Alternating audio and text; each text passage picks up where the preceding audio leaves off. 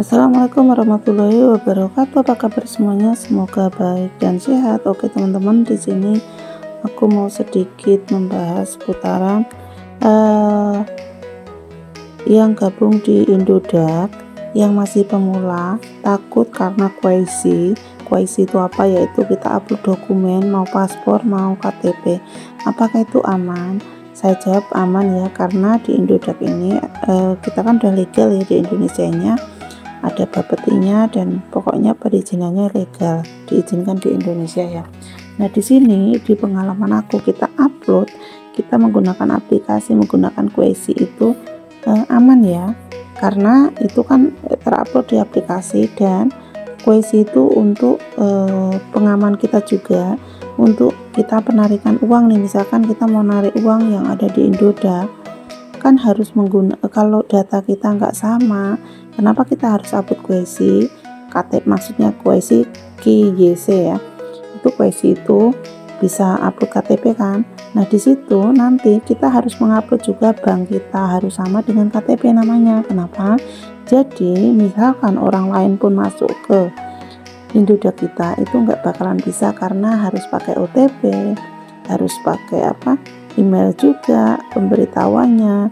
Terus kalau OTP kita nggak diketahui orang lain, maka orang lain nggak bisa buka juga. Terus kalau mau penarikan itu juga harus, kalau ke bank itu sesuai dengan nama rekening kita, terkecuali mau mengirimkan ke aplikasi yang lain. Misalkan contoh kita punya kita punya BTC, kita mau kirim ke Binance, kayak gitu bisa, tapi tetap menggunakan OTP, jadi nggak bisa ngasal. Jadi kalau kita upload QIC itu sebenarnya untuk keamanan akun kita.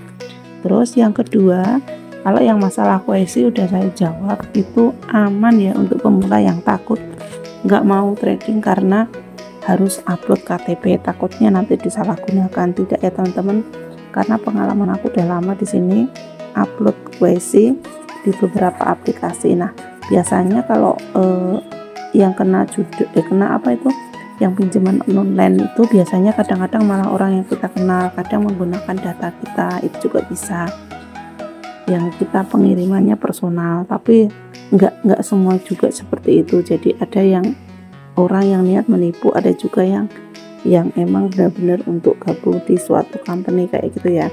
Terus yang kedua, buat teman-teman yang masih pemula, ada yang takut, ngapain saya deposit di Indodax, saya kan masih belajar, saya menggunakan demo aja, nanti yang ada uang saya habis. Nah kalau kita belajar trading, kalau kita nggak mencoba, kapan kita bisa kayak gitu? Kalau di Indodax kan nggak ada demo, yang ada demo itu biasanya kan kayak di forex, kayak di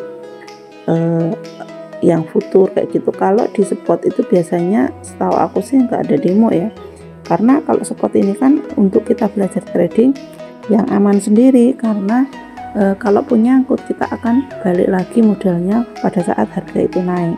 Hanya saja kecuali koin itu di delisting, cuman kan sebelum di delisting dia udah ada pemberitahuan. Makanya kalau untuk pemula yang paling penting, setelah kita deposit, kita mau beli apa, kita harus benar-benar cek kripto itu kira-kira bagus atau enggak untuk ditradingkan. Kalau emang sekiranya bagus ya udah, kalau enggak bagus ya jangan beli. Kita bisa beli yang lain, karena di Indodax juga banyak kripto-kripto yang aman dari delisting. Jadi kita ambil kripto-kripto yang kenaikan dan penurunannya itu tidak ekstrim, tiba-tiba naik, tiba-tiba turun. Tapi ada beberapa yang seperti itu, cuman kita mempelajarinya kan dari berbagai cara kan, kita mempelajarinya dari berbagai cara koin itu larinya kemana. Nah untuk time frame, teman-teman yang masih pemula harus paham juga, kalau aku trading itu kuncinya hanya di satu time frame untuk melihat candlesticknya ini. Kalau masih pemula, kalian misalkan bentuk candlestick seperti ini tuh artinya apa, ini artinya apa, lilin yang seperti ini artinya apa, kita malah pusing ya, kita pusing karena masih pemula ya, dan banyak yang harus dipelajari. Jadi saran aku yang masih pemula, yang pengen tradingnya lancar, ya kita tinggal cek ini aja time frame, ada line, ada 15 menit, 1 jam, 1 hari, 1 minggu, 1 bulan. Cuma ngelihat di sini aja kalian bisa menentukan harus beli di mana. Kita belajar dari 15 menit. Nah ini kayak seperti ini kan pergerakannya itu enggak ini ya, lama ya. Ini juga volumenya juga naik untuk di 1 hari. Oke, kita melihatnya lebih gampang. Ini volumenya juga turun. Nah setelah ini apakah dia akan naik? Nah kita bisa melihatnya di 1 minggu. Kemungkinan setelah ini dia akan naik. Jadi kalau mau ambil posisi, misalkan contoh seperti ini ya, kita posisinya opennya di sini sekarang, di harga yang sekarang, atau turun sedikit lagi baru kita open posisi. Nah kalau di sini kan terendahnya ini ya, di sini terendahnya 667. Nah di sini 667. Tapi kalau kita ngelihat di sininya, apakah dia akan mencapai sini? Enggak, misalkan. Jadi kita harus membeli misalkan 0,00011, 0,0010 seperti itu. Kita pasang posisi di situ. Jadi buat teman-teman yang masih pemula, aman saja kalau kalian belajar tradingnya di Indodax. Yang penting teman-teman money manajemennya harus diatur. Di sini kita cuma belajar. Kalau kita pengen bisa, masa kita mau deposit 50.000 aja takut ya, kan gitu. 50.000 aja kita bisa trading kripto yang harganya masih 3 digit. 3 digit itu gimana? Misalkan harga di 200, 100, 500 seperti itu. Jadi biar modal kecil kita beli 10.000 aja udah dapet banyak kripto. Misalkan kita beli nih di bawah harga 0 rupiah, misalkan kita beli di Shiba Inu nih, kita beli 10.000 misalkan. Di sini kan ada maksimal minimalnya beli ya, maksimalnya nggak ada, tapi kalau minimalnya kan ada ya setiap kripto. Kalau BTC itu kan minimalnya kita nggak bisa beli 10.000 itu kalau BTC, karena dia harganya miliaran ya. Kalau kita modal 50.000 kita belinya BTC itu salah besar. Kalau kita modalnya cuma 50.000, kita trading 30.000 aja, kita beli di kripto yang harganya murah. Nyoba aja 10.000. Kalau sudah paham cara tradingnya, baru kita membeli yang banyak. Jadi seperti itu ya. Jadi buat teman-teman nggak usah takut karena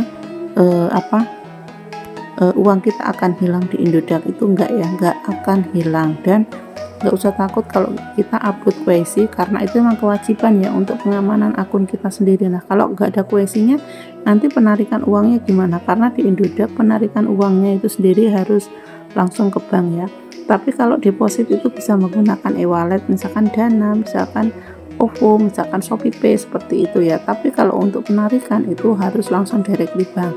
Caranya gimana? Kalau misalkan kita nggak punya bank, ribet, kita juga bisa menggunakan aplikasi yang lain. Misalkan dari Indodax kita kirim ke aplikasi yang lain. Dari situ contoh nih Binance itu bisa penarikan langsung ke bank, bisa juga penarikannya melalui ke aplikasi lain. Kalau aku penarikan rupiah biasanya seringnya di Indodax, dan untuk fee-nya itu juga nggak banyak ya, 10.000, 20.000 seperti itu standar ya, tergantung kita penarikannya itu berapa. Dan menurut aku itu nggak terlalu banyak ya, kecuali kita penarikannya sampai 300 juta. Tapi pengalaman aku pernah penarikan 100 juta itu juga fee-nya sedikit ya, fee-nya sedikit. Jadi teman-teman nggak usah khawatir yang masih pemula untuk trading di Indodax ya. Nah ini contohnya kalau modal kecil, misalkan ini kan turunnya 15%. Nah kita jangan langsung beli di sini. Untuk di 1 hari dia kan habis pump, dia bakalan turun lagi. Nah contoh yang seperti ini, walaupun ini 2 digit, 3 digit, kita jangan beli di harga ini, karena kita harus melihat di sini di 1 hari ini masih akan ada penurunan sekitar 2-3 harian lagi penurunan. Setelah itu kalian baru menentukan pembelian. Misalkan contoh kalian beli di harga berapa, misalkan beli di harga 160 nih. Nah kita harus menunggu, jangan di saat ini udah turun nih aku bisa membeli, ini udah merah, enggak, ini masih akan merah lagi dan merah lagi. Mendingan kalau aman kita nunggu sampai merahnya itu 3-4 kali. Contohnya di sini aja sampai berapa kali. Nah kalau sudah terlihat mau pump, baru teman-teman bisa membelikan. Di 1 jam terlihat kan kalau mau pump, seperti itu ya. Jadi semoga videonya bermanfaat buat teman-teman yang masih pemula, yang masih takut untuk belajar trading. See you next time. Wassalamualaikum warahmatullahi wabarakatuh.